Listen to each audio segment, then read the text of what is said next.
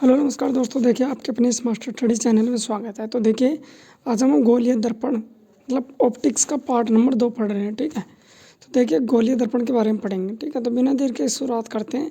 गोलीय दर्पण एक ऐसा दर्पण जिसका परावर्तक पृष्ठ गोल हो या गोलीय दर्पण कहलाता है। ठीक है, गोलीय दर्पण दो प्रकार के होते हैं, अवतल दर्पण, अभिसारी दर्पण कहते हैं। ठीक है, तो इसमें देखिए अवतल दर्पण जिसे अभिसारी दर्पण कहते हैं, उत्तल दर्पण जिसे अपसारी दर्पण कहते हैं। अवतल दर्पण है जो प्रकाश को एक जगह केंद्रित करता है, जबकि उत्तल दर्पण है जो प्रकाश को फैलाता है। ठीक है, ऐसे फैलाता है, लेकिन पीछे की ओर दर्पण के पीछे मिलता हुआ प्रतीत होता है फोकस पर। तो देखिए वक्रता केंद्र, खोखले गोले के केंद्र बिंदु को वक्रता केंद्र कहा जाता है, जिसको सी से दर्शाया जाता है। परावर्तक पृष्ठ, जिस सतह से प्रकाश टकरा के वापस जाता है उसे परावर्तक पृष्ठ कहते हैं। ठीक है, जो अवतल दर्पण का डायग्राम ये है, जबकि उत्तल का ये है। ध्रुव या पोल, परावर्तक पृष्ठ के केंद्र बिंदु को पोल या ध्रुव कहा जाता है, जैसा कि यहाँ पे दिखाया गया है। मुख्य अक्ष ऐसा काल्पनिक रेखा जो वक्रता केंद्र सी व पोल या ध्रुव को मिलाती है। वक्रता केंद्र सी और पोल को मिलाती है, इसी पे फोकस स्थित होता है।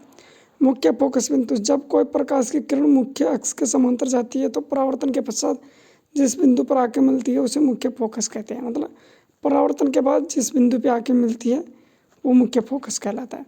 परावर्तन के बाद जिस बिंदु से आके यहाँ पे उत्तल दर्पण में प्रतीत होती है।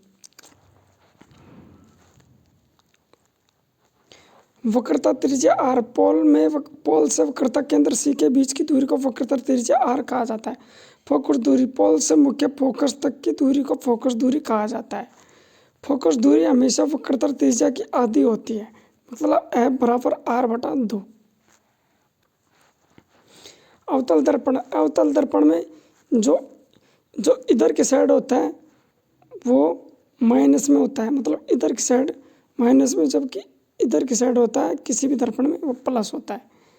मतलब पीछे की ओर माइनस में और आगे की ओर प्लस में, मतलब बाईं ओर माइनस में और दाईं ओर प्लस में।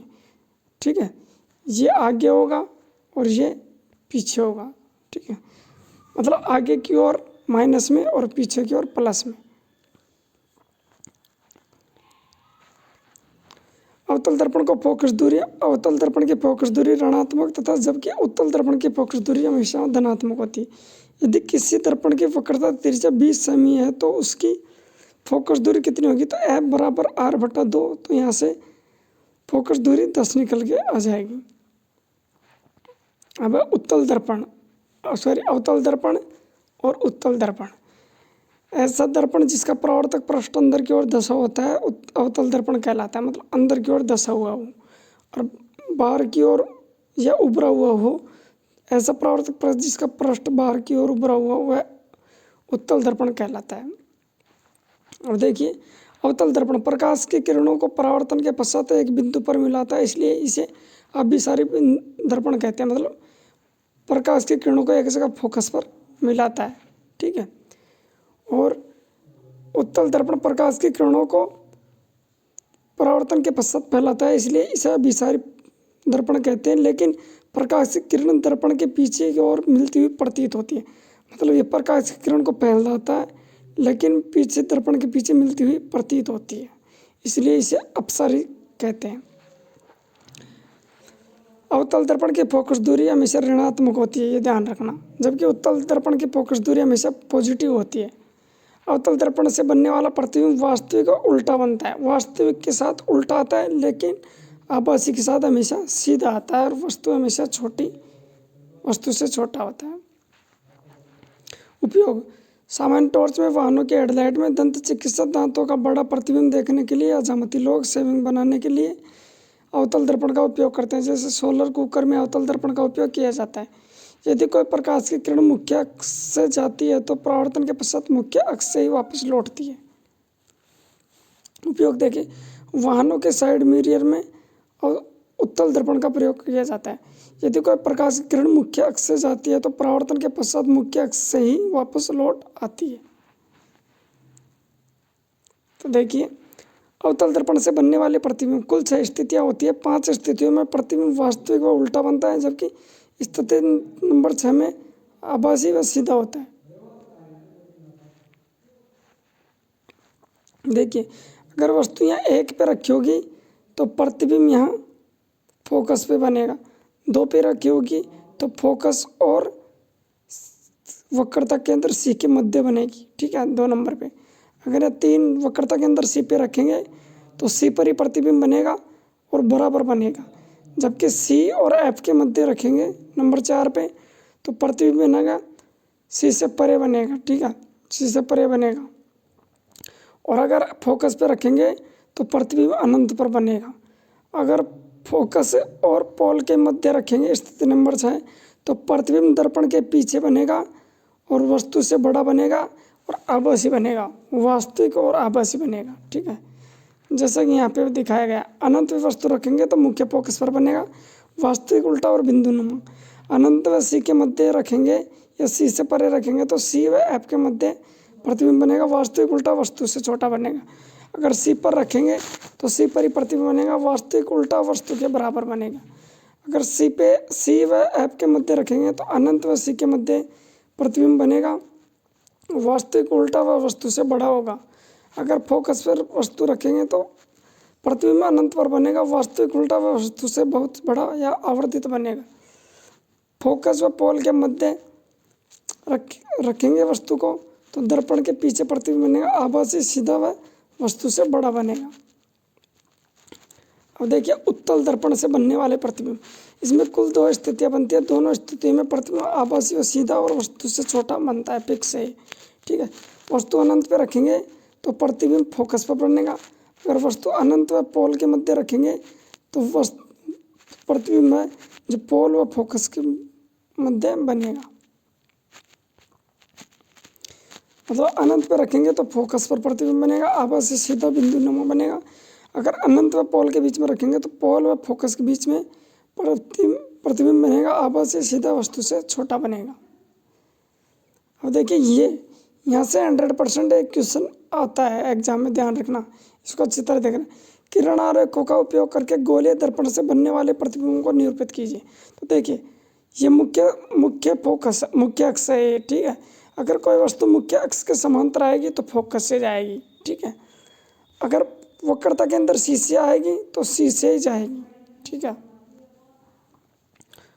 और अगर मुख्य फोकस से आएगी तो समांतर निकल जाएगी।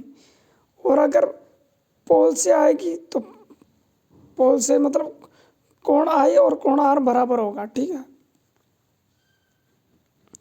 अब देखिए, दर्पण का सूत्र, दर्पण का सूत्र होता है 1/v + 1/u = 1/f। यहाँ v है जो प्रतिबिंब की दूरी है, u है जो बिंब की दूरी है और f है जो फोकस दूरी है। अब देखिए, अवतल दर्पण में और उत्तल दर्पण में क्या है, यहाँ से इस चीज़ को अगर याद नहीं रखोगे आप तो यहाँ आपको एक भी क्वेश्चन राइट नहीं होगा, क्योंकि ये चिन्ह प्रॉपर्टी आपको जरूरी याद रखनी है, ठीक है। तो इसको देख ली, अवतल दर्पण की बिंब दूरी माइनस में आती है, फोकस दूरी माइनस में आती है, लेकिन प्रतिबिंब की दूरी है जो प्लस या माइनस में आती है, क्योंकि यहाँ पे 6 स्थितियाँ बनती है, एक स्थिति में पॉजिटिव आता है, ठीक है।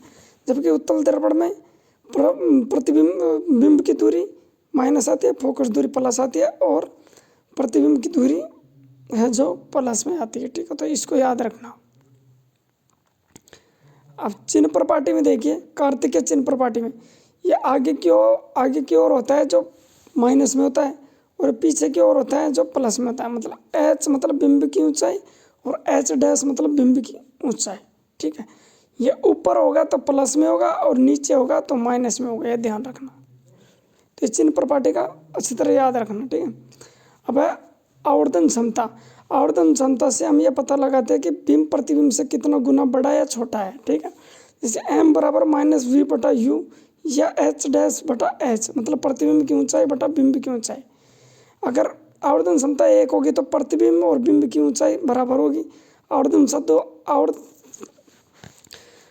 क्षमता अगर 2 होगी तो प्रतिबिंब ऊंचाई से बिंब से दुगुना होगा। अगर आवर्धन क्षमता 3 होगी तो प्रतिबिंब ऊंचाई से बिंब से 3 गुना होगा, ऊंचाई में बिंब से 3 गुना बड़ा होगा। अगर आवर्धन क्षमता 0.5 या आधी होगी तो प्रतिबिंब ऊंचाई से बिंब से मतलब प्रतिबिंब ऊंचाई में बिंब से आधा होगा। ठीक है, तो ये देखिए एक बार, यदि एक व्यक्ति का चेहरा सेविंग दर्पण मतलब अवतल दर्पण में 20 सेंटीमीटर है तो उसके सेविंग दर्पण की फोकस दूरी 80 है, तो बनने वाला प्रतिबिंब की दर्पण से दूरी एवं आवर्धन क्षमता ज्ञात करें। ठीक है, तो यहाँ है जो u का मान -20 होगा क्योंकि फोकस दूरी माइनस में अवतल दर्पण में, और बिंब दूरी बिंब दूरी भी माइनस में होती है। ठीक है, तो इस सूत्र में रखने के बाद फाइनली क्या आ जाएगा, यहाँ से v का मान आ जाएगा 26.67 सेंटीमीटर। ठीक है, तो इससे हम अगर अब आवर्धन क्षमता निकालेंगे तो आवर्धन क्षमता m बराबर -v/u, तो यहाँ से फाइनली आ जाएगा 1.33, मतलब प्रतिबिंब सीधा है आभासी वस्तु से 1.33 गुना बड़ा है। अब एक अवतल दर्पण का भी देख लीजिए, उत्तल दर्पण का भी देख लीजिए। एक मोटरसाइकिल के पार्श्व में लगे दर्पण मतलब पार्श्व दर्पण उत्तल दर्पण होता है में एक कार 4 मीटर दूरी पर है। यदि दर्पण की फोकस दूरी 1 मीटर है तो प्रतिबिंब दूरी व आवर्धन क्षमता ज्ञात कीजिए। तो यहाँ से u का मान -4 है, v का मान प्लस में लेना है और फोकस दूरी 1 है। तो यहाँ से हम है जो v का मान निकाल लेंगे, तो v का मान फाइनली आ जाएगा 0.8 आ जाएगा। ठीक है, तो ऐसे आवर्धन क्षमता निकालने पर यहाँ से आ जाएगा 0.2, प्रतिबिंब सीधा आभासी वस्तु से 0.20 गुना छोटा है, तो ये ध्यान रखना। अब देखिए लेंस। ठीक है, लेंस